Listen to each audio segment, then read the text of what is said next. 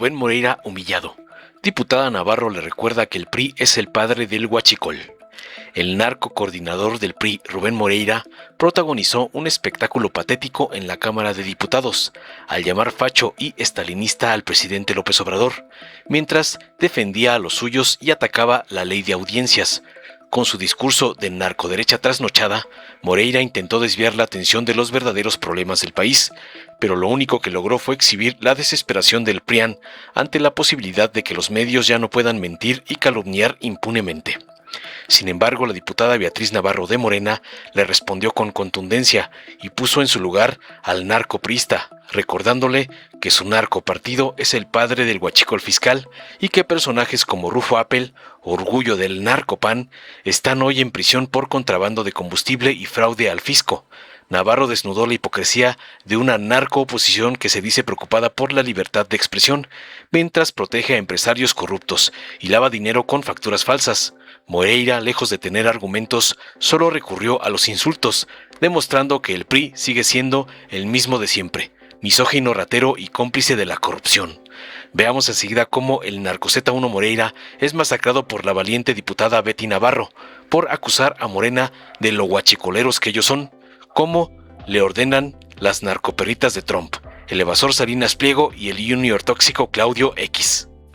Bueno, el día de hoy, como otros, la agenda se limita a hablar de la situación política del país. Junté hace unos días, junto con algunos colaboradores, los temas de la situación de este país. Y bueno, juntamos 287 grandes problemas. Desde el homicidio a medioambientalistas, hasta las dificultades para que se firme el TEMEC, porque no hay destreza en la Secretaría de Economía. Hoy les traigo 3 que voy a agotar en estos 5 minutos. El primero, me dirijo con todo respeto a quien preside esta mesa directiva. ¿Cuál es la razón para que no se haya hecho la declaratoria de constitucionalidad de la reforma al artículo 123, que fue votada por unanimidad por ustedes senadores, por ustedes diputados y por todas las legislaturas? ¿Por qué no se hace? ¿Por qué se traiciona a los trabajadores de México? ¿Por qué se les dijo que votaran por X opción política y luego no se cumplió lo que dijeron? Yo tengo una hipótesis. El gobierno está quebrado, totalmente quebrado. Por eso no pueden publicar y por eso callan y siempre callan y van a callar. Porque ese es un trámite automático. He checado en la historia de la legislatura y todo es automático. Ahora, no. Recurran a sus asesores, que son los que le redactan todo lo que vienen a leer acá, porque todo es leído. Segundo tema, Politécnico Nacional, Instituto Politécnico Nacional. La obra de grandes mexicanos como Lázaro Cárdenas. Es decir, a la izquierda, ¿eh? Resulta que tienen 2 meses tomados 4 edificios del Politécnico Nacional. La queja de los muchachos, de los jóvenes, de los estudiantes, es muy sencilla. Creció la matrícula en un 20% y el presupuesto en un 0.77%. Segundo, no hay transparencia. Están tan mal las cosas en el Politécnico Nacional que la Escuela de Medicina del Politécnico perdió las autorizaciones de la Secretaría de Salud para la disección de cadáveres. Por lo tanto, los estudiantes no están practicando. No están practicando. ¿Cómo respondió el gobierno de Morena? ¿Cómo respondieron las autoridades que ustedes protegen? Porque hemos pedido que estén aquí los secretarios para dialogar y ustedes los protegen. Es más, yo conozco cuando menos a 2 que me han dicho, yo sí quiero ir.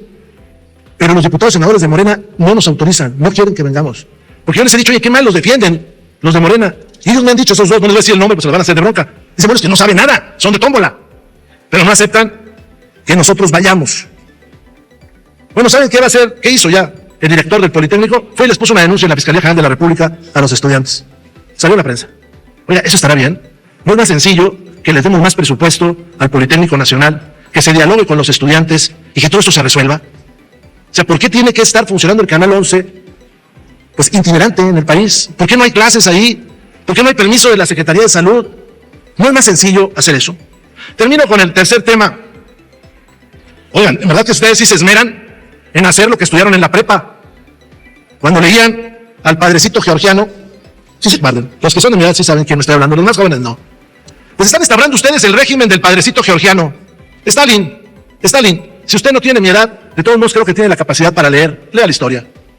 Son estalinistas. Eso es lo que son ustedes. Esa ley Mordaza es estalinista. Creo que me van a hacer una pregunta muy cómoda. Lo dijo un segundo antes, así que, diputado Gibran, ¿con qué? Muchas gracias por su consideración con la exactitud del tiempo. Yo quiero consultar por su conducto si el orador me admite una pregunta. ¿Acepta el orador la pregunta? Sí, con gusto. Adelante, le pido por favor al orador un minuto va a tener para que se formule la pregunta, 2 para responder y en ese momento habrá concluido su tiempo. Muchas gracias, adelante. Gracias. Gracias, presidenta. Diputado Moreira, ¿podría usted explicarnos, básicamente explicar a la mayoría qué es el estalinismo y por qué en ese caso esta normatividad sería estalinista, pero digamos quizá con analogías concretas? Muchas gracias. Le agradezco mucho la pregunta, porque sí vale la pena que quienes están en la bancada mayoritaria reflexionen sobre eso.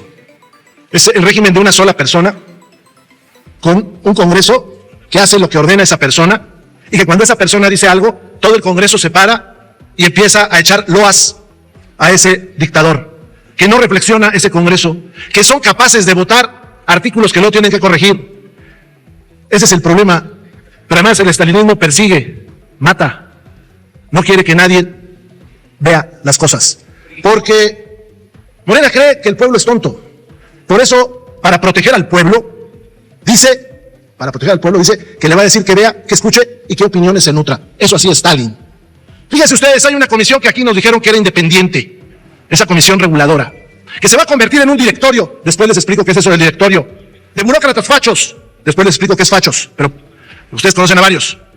Ese directorio va a decir qué es lícito y qué no es lícito. ¿Pero de dónde se hizo el anuncio? En Palacio Nacional. El de la comisión independiente se hizo en Palacio Nacional. Y dijeron, como estalinistas que son, vamos a hacer una consulta que empieza mañana. ¿No les da pena? Yo sí estoy cierto que si Eberto viviera, con Morena no estuviera. Y tampoco Campa estaría con Morena, ni tampoco Vallejo. Tampoco estarían con ustedes. Yo agradezco la pregunta. Les ha dado usted hasta 3-4 minutos a los demás, pero ya me voy. Fíjense bien lo que van a hacer, porque van a instaurar una dictadura. Ustedes que dicen que lucharon por la democracia, van a instaurar una dictadura. Y no es culpa de todos los de Morena. Es de ese grupito que viene de Punto Crítico. Ese grupito, usted sí sabe lo que estoy hablando. Sus compañeros no.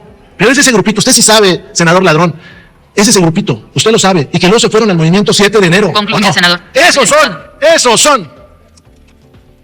Terminaría diciendo, yo todavía confío que algunos de ustedes resistan la embestida de los fachos. Porque los fachos cabalgan. Concluya, diputado. Los fachos cabalgan. Y se van a quedar con este país. Y tú también sabes, mi querido amigo, a qué me refiero. Por eso valoro tus condiciones. Concluya. ¿Dónde? Concluya, diputado, no hay diálogo. No hay diálogo. Aquí el único facho es López Obrador. ¡Facho!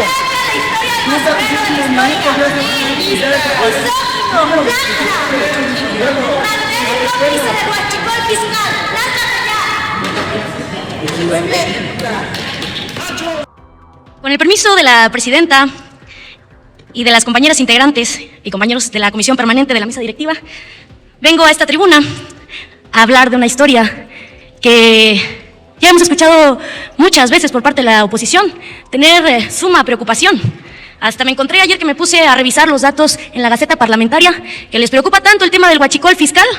Y yo más bien creo que todos estos puntos de acuerdo con exhorto que, por ejemplo, el diputado federal Doring sacó adelante en tema de huachicol, más bien eran distractores, así como los hacen desde el crimen organizado, porque ellos pedían que se mejorara todo el sistema en temas aduanales, desde la Secretaría de Energía para evitar el huachicol fiscal. Hoy, por fin, nos damos cuenta que la oposición rancia, traicionera al pueblo, pues son ellos los padres del huachicol fiscal, que no es nada más ni nada menos que la entrada de hidrocarburo a nuestro país, ya lo vimos por medio de ferrotanques, que pues no se paga al fisco. Navarro.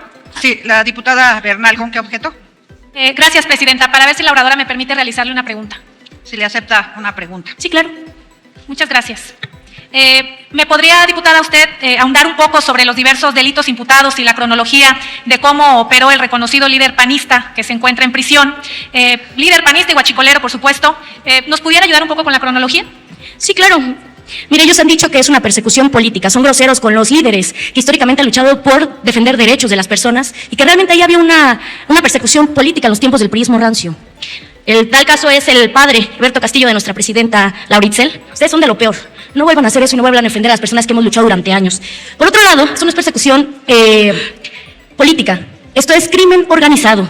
y contrabando de hidrocarburos. Eso es lo que han hecho ustedes. Y falta que todavía le sumen más delitos a la lista de lo que se tiene que hablar, porque también son expertos, son lavanderos expertos y blanqueadores expertos del dinero de nuestro país, porque les encanta emitir comprobantes fiscales inexistentes. Y quiero decirles, toda la investigación inició porque una persona identificó un ferrotanque y a los alrededores que había olores a combustible. Y ya fue así que se hizo la primera investigación, la primera visita, y ya ahí empieza todo, ¿no? Del 11 de abril de 2025 al 15 de junio de 2026. Periodo en el que se registra el ingreso del primer ferrotanque investigado y se materializa la voluntad de continuidad con el entramado de simulaciones por parte de Crismon Hidrocarburos S.A.D.C.B.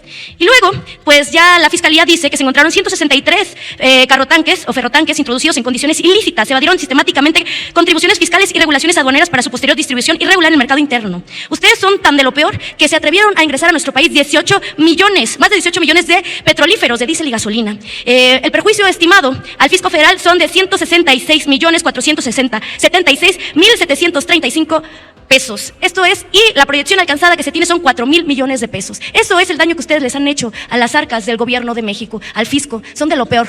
Ustedes sí son guachicoleros fiscales, con pruebas y además con suficientes elementos para sustentar este procedimiento. 96 pruebas que son suficientes para que ustedes estén en el basurero de la historia. Guachicoleros de lo peor, traicioneros de la patria y entreguistas de lo que no les corresponde, y como siempre se los hago saber. Por otro lado, también, pues para seguir dando respuesta a lo que preguntó, hoy quiero decirles que ha sido muy destacado este señor llamado Rufo, Rufián, Rufín y todos los calificativos que les vamos a seguir poniendo. Este señor tan destacado y que ha sido el honor de la democracia y orgullo del panismo, este señor Rufián, pues fue la alternancia en la democracia. ¿Por qué razón? Porque después de 60 años de que el PRI gobernaba nuestro país, él llega a gobernar como alternativa del PRI, el panismo, en Baja California. Este señor ya fue diputado federal, ya fue senador, ya fue presidente municipal y ya fue gobernador. Y bueno, después de ser gobernador, empezaron sus indagatorias en el tema empresarial a los ojos del panismo. A los ojos del pueblo de México, es un experto empresario en logística del huachicol fiscal. Entonces quiero resumir que el PRI, el PAN, esos que nada más se ponen a posar, ellos son los padres del huachicol. Ustedes, sí, los que se van cuando hay partido de fútbol, a los que no les interesa legislar. Y también les quiero decir, porque en reiteradas ocasiones ustedes han dicho que los diputados de Morena somos huachicoleros. ¿Pero qué creen? El marco jurídico mexicano, hablando del Código Fiscal de la Federación, hablando, por ejemplo, del Código Penal y hablando de la Constitución, se reformó para evitar el tráfico ilegal de combustible y de hidrocarburos. En el 19 Constitucional nosotros reforzamos para que fuera delito grave la emisión de comprobantes fiscales. Hoy por eso tienen a uno de sus grandes orgullos preso en el altiplano. Y por cierto, concluya, diputada, si es tan amable, muchas así gracias. como lo dicen los jóvenes que me encargaron que les dijera, adiós Rufo, tira mejor en el bote. Dale en me gusta, suscríbete, activa la campanita y compártelo para que más gente lo vea.